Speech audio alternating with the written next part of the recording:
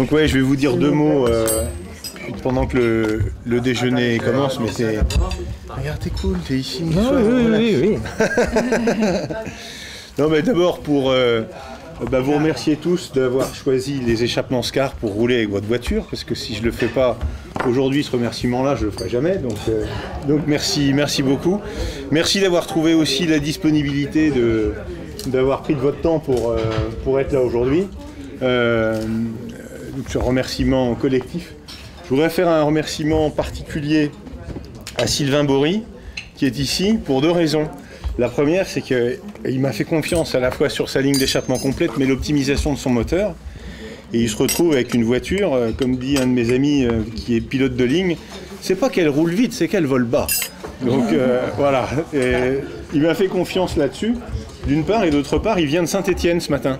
Donc ça fait loin, c'est un effort. Et je note avec plaisir que voilà, cet effort a été fait. Et merci beaucoup. Merci également. Je voudrais remercier aussi Renaud Derlot et Marc Joly qui ont aussi su trouver la disponibilité dans leur emploi du temps. Il faut savoir que si la journée d'aujourd'hui n'avait pas pu être réservée, le prochain créneau commun de ces deux oiseaux-là, c'est le mois de septembre. Hein. Donc on a eu quand même pas mal de chance. Donc un grand merci à vous d'avoir su trouver la disponibilité de pouvoir venir ici aujourd'hui. Si je fais ces remerciements, c'est pas un hasard parce que sur une toute petite structure comme la mienne, en plus on avance ce qu'on appelle en terrain incognita, c'est-à-dire ce qu'on fait aujourd'hui n'existait pas la veille. Et vous êtes tous, chacun de votre manière, les meilleurs ambassadeurs de mon travail, de ce que je fais, de ce que je développe. Donc c'est une manière, j'ai pensé que c'était une bonne manière de vous remercier de votre job d'ambassadeur que vous faites assez spontanément, mais d'organiser une petite journée comme celle-là. Alors c'est la première, mais voilà, ce sera certainement pas la dernière, parce que jusqu'à ce présent, ça s'est bien passé et c'était sympa. Je voudrais profiter d'avoir la parole pour vous donner en quelques mots, pas vraiment le secret, mais définir l'ADN des échappements SCAR. L'ADN, c'est-à-dire ce qui à la fois caractérise son identité et puis différencie des autres fabrications un peu partout sur la planète.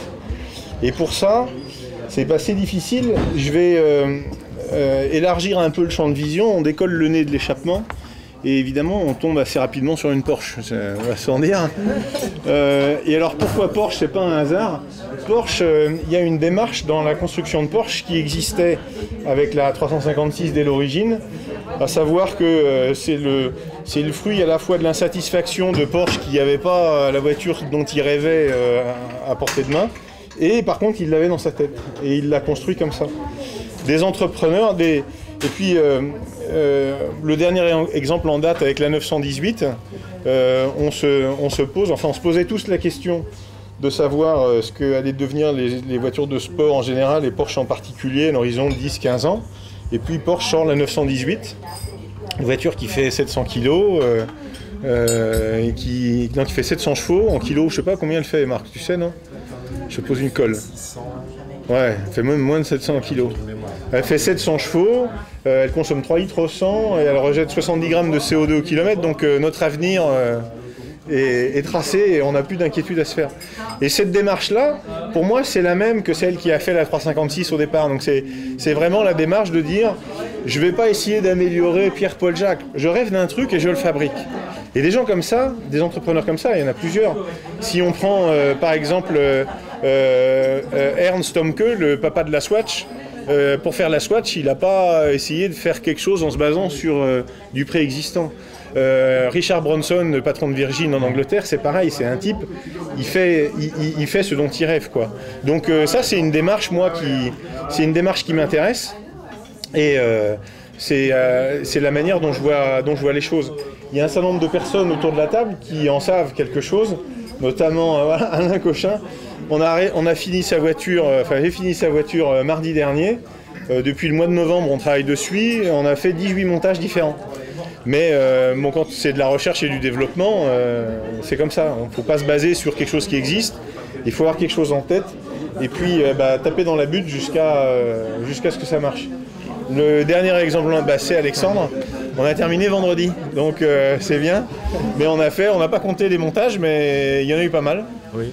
C'est deux voitures qui sont extrêmement difficiles parce que il y a une vitesse de gaz qui est très très faible, et donc les deux ont le même système qui réaccélère la vitesse des gaz à l'intérieur.